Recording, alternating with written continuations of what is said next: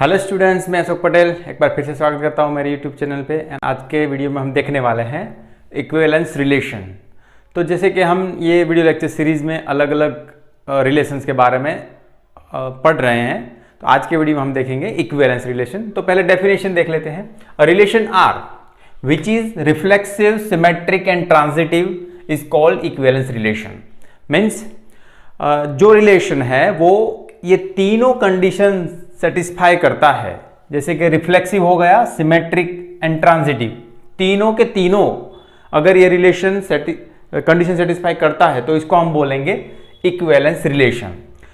इसको अगर अच्छे से समझना है हमको तो हम एक एग्जांपल ले रहे हैं। यहाँ पे देखो, एक सेट हमने लिया है 1 2 3 और उसका अगर हम कार्टेशियन प्रोडक्ट करें ए क्रॉस ए तो हमें ये 9 पॉसिबिलिटीज मिलेगी जो हमने यहाँ पे लिखी हुई है, और उसके ऊपर से हमने कुछ रिलेशंस है जो डिफाइन यहाँ पे किए हुए हैं। तो वन बाय वन चेक करते हैं कि वो क्या इक्विवेलेंस रिलेशन होता है या नहीं। तो फर्स्ट रिलेशन देखते हैं, R1 = 5। तो यहाँ तो जैसे कि हमने पिछले वीडियो में भी डिस्कस किया था कि ये रिलेशन जो है वो रिफ्लेक्सिव ही नहीं होगा, क्योंकि देखो रिफ्लेक्सिव में क्या था डेफिनेशन, आप थोड़ा रिकॉल करो कि सभी एलिमेंट्स, सेट में जो भी एलिमेंट्स हैं, जैसे ये पर्टिकुलर सेट में 1 2 3 एलिमेंट्स है, तो वो एलिमेंट्स के लिए आपको उसी के साथ पेयर मिलनी चाहिए। जैसे ये 1 है तो 1 1, इसमें 2 2 एंड 3 3, तभी हम उसको रिफ्लेक्सिव बोल सकते हैं। मगर यहाँ पे ऐसा कुछ नहीं मिल रहा हमें, ये 5 सेट है। ओके, तो हम इजीली बोल सकते हैं जैसे कि ये रिफ्लेक्सिव ही नहीं है, हमें तीनों की तीनों कंडीशन दिखानी है, रिफ्लेक्सिव, सिमेट्रिक एंड ट्रांजिटिव। मगर जैसे कि हम यहाँ पे देख पा रहे हैं कि यहाँ तो रिफ्लेक्सिव ही नहीं है। अगर एक कंडीशन नहीं है तो दूसरी चेक करने की हमें जरूरत ही नहीं है। तो हम डायरेक्टली बोल सकते हैं कि ये जो रिलेशन है वो इक्विवेलेंस रिलेशन नहीं है। अब आगे बढ़ते हैं। R2 ये सेकंड रिलेशन है, उसमें देखो 1 1 2 2 3 3 मीन्स सभी एलिमेंट के लिए, सेट में सभी एलिमेंट्स के लिए उसी एलिमेंट के साथ रिलेशन हमें मिल रहा है, जैसे 1 1 2 2 एंड 3 3। तो हम इजीली बोल सकते हैं कि ये रिफ्लेक्सिव है। तो what about the symmetricity and transitivity? तो देखते हैं। सिमेट्रिक में कॉन्सेप्ट ये है कि जो 1 2 है तो सामने 2 1 चाहिए, मगर यहां पे ऐसे कुछ एलिमेंट्स जो डायगोनल है उसमें तो प्रॉब्लम नहीं होगा, क्योंकि डायगोनल तो ऑलवेज, जैसे कि हमने देखा था कि वो ऑलवेज सिमेट्रिसिटी तो सेटिस्फाई करता है। तो बाकी ये डायगोनल एंट्रीज 1 1 2 2 3 3 उसके अलावा कोई ऐसे एलिमेंट्स नहीं है जिसके सामने हमें सिमेट्रिसिटी देखनी पड़े। जैसे 1 2 एलिमेंट है तो सामने 2 1 चाहिए, 1 3 है तो सामने 3 1 चाहिए, तो ऐसे कोई एलिमेंट्स यहाँ पे नहीं है, तो ये सिमेट्रिसिटी भी सेटिस्फाई करेगा। तो आगे बढ़ते हैं ट्रांजिटिविटी। तो ट्रांजिटिविटी में भी ये हमारा डेफिनेशन है कि A B and B C है तो आपको ए सी पेयर मिलनी चाहिए। ओके, फिर से दोहरा देता हूं। ए बी जैसे एग्जांपल के तौर पे देखना है तो देखो 1 2 है एंड 2 3 है, तो आपके पास 1 3 एलिमेंट या तो 1 3 ऑर्डर पेयर मिलनी चाहिए। मगर यहां पे जैसे ये एंड ये ऑर्डर पेयर हमें मिलनी चाहिए, मगर यहां पे भी ऐसे कुछ सिनेरियो नहीं बन रहा है। देखो, ओके, ओनली डायगोनल एंट्रीज है, तो ऐसे कुछ ऑर्डर पेयर हमारे पास, कोई भी ऐसी ऑर्डर पेयर इसमें नहीं है इन शॉर्ट। तो यहां पे भी ट्रांजिटिविटी ऑटोमेटिकली सेटिस्फाई हो जाएगा। तो हम बोल सकते हैं कि ये रिलेशन जो है वो इक्विवेलेंस रिलेशन हो जाएगा। अभी आगे बढ़ते हैं। देखो ये थर्ड रिलेशन R3 1 1 2 2 3 3 और यहां पे है 2 1।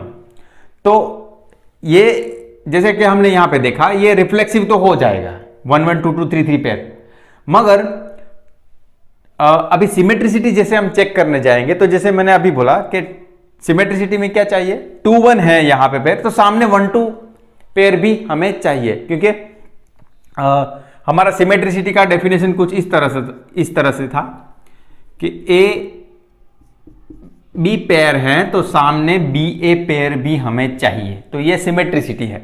मगर यहां पे देखो 2 1 पेयर है मगर इसमें 1 2 पेयर नहीं है, तो हम बोल सकते हैं कि ये जो है रिलेशन ये सिमेट्रिक नहीं होगा। सिमेट्रिक नहीं है तो ट्रांजिटिव चेक करने की हमें जरूरत नहीं है, तो ये ऑटोमेटिकली हम बोल सकते हैं कि इक्विवेलेंस रिलेशन नहीं है। आगे बढ़ते हैं, ये वाला। तो यहाँ पे जैसे हम देख पा रहे हैं 1 to 2 1 सिमेट्रिसिटी इसमें मिल जाती है, मगर यहाँ पे देखेंगे ना फर्स्ट रिलेशन रिफ्लेक्सिव वही सेटिस्फाई नहीं करता। फर्स्ट रिलेशन सेटिस्फाई नहीं कर रहा है। देखो जिसमें तीनों के तीनों पेयर हमें, जैसे यहाँ पे 3 एलिमेंट है 1 1 2 2 3 3, तो वो मिलने चाहिए, वो यहाँ पे नहीं मिल रहे, ओनली 1 1 पेयर है। तो ये रिलेशन हम बोल सकते हैं रिफ्लेक्सिव नहीं होगा। रिफ्लेक्सिव नहीं होगा तो आगे सिमेट्रिक ट्रांजिटिविटी चेक करने की हमें जरूरत नहीं है। तो ये R4 रिलेशन इक्विवेलेंस रिलेशन नहीं होगा। R5 फिफ्थ रिलेशन में जैसे हम देख पा रहे हैं 1 1 2 2 3 3, तो इसके ऊपर से हमें रिफ्लेक्सिव है ऐसा तो पता चल रहा है। ओके, और जैसे मैंने बताया अभी हम सिमेट्रिसिटी चेक करेंगे, तो सिमेट्रिक में देख लेते हैं 1 2 के सामने 2 1 है, 1 3 के सामने 3 1 है, और डायगोनल्स में तो प्रॉब्लम नहीं है, वो तो ऑटोमेटिकली सिमेट्रिसिटी तो सेटिस्फाई कर रहा है। तो 1 2 के सामने 2 1, 1 3 के सामने 3 1, तो ये सिमेट्रिसिटी भी सेटिस्फाई।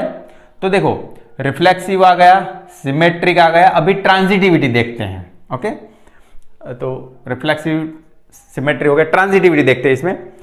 तो ट्रांजिटिविटी में क्या था, जैसे ये 1 1 फिर 1 2, तो ये 1 2 पेयर होनी चाहिए, तो 1 2 पेयर है। 2 2 सॉरी दूसरी यहाँ 1 से भी है, 1 3, तो 1 3 पेयर वो भी है हमारे पास। 2 2, तो 2 से खत्म होती है, 2 से स्टार्ट होती 2 1, तो 2 1 पेयर वो भी है। तो ऐसे कोई भी पेयर उठा के आप देख लो तो वो ट्रांजिटिविटी भी आपको मिलेगी ही मिलेगी। तो ये पेयर के लिए भी हम चेक करते हैं। चलो 1 2, 2 से कौन सी स्टार्ट होती है 2 2, तो 2 देखो ये 1 2 और दूसरा 2 1 सॉरी 2 2, तो ये एंड ये हमें मिलेगा 1 2, तो 1 2 पेयर भी हमारे पास है। 1 3,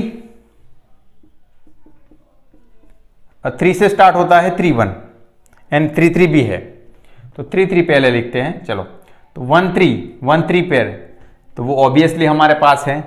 और 3 1 के बारे में अगर देखना है तो 1 1, तो 1 1 पेयर भी हमारे पास है। तो मीन्स कोई भी पेयर हम ले रहे हैं हमें ट्रांजिटिविटी मिल रही है। तो ये रिफ्लेक्सिव, सिमेट्रिक, ट्रांजिटिव सभी रिलेशन का सेटिस्फेक्शन कर रहा है। तो हम बोल सकते हैं कि ये रिलेशन जो है फिफ्थ वाला वो इक्विवेलेंस रिलेशन है। अभी सिक्स्थ रिलेशन देखते हैं। तो यहां पे जैसे 1 1 एक पेयर है, 2 2 3 3 पेयर नहीं है। रिफ्लेक्सिव के लिए हमें 1 1 2 2 3 3, क्योंकि यहां पे हमारे 3 एलिमेंट्स है, तो इसलिए 1 1 2 2 3 3 तीनों एलिमेंट्स तीनों ऑर्डर पेयर हमें चाहिए, मगर यहां पे एक ही है, तो ये रिफ्लेक्सिव ही नहीं है। रिफ्लेक्सिव ही नहीं है तो आगे symmetric and transitive relation check करने की हमें आवश्यकता नहीं है। तो ये हम बोल सकते हैं कि ये रिलेशन भी इक्विवेलेंस रिलेशन नहीं है। अभी लास्ट में हम देखते हैं R7 जो कि ए क्रॉस है, मीन्स ये सेट का उसी सेट के साथ कार्टेशियन प्रोडक्ट के सभी पॉसिबिलिटीज दिखाता है।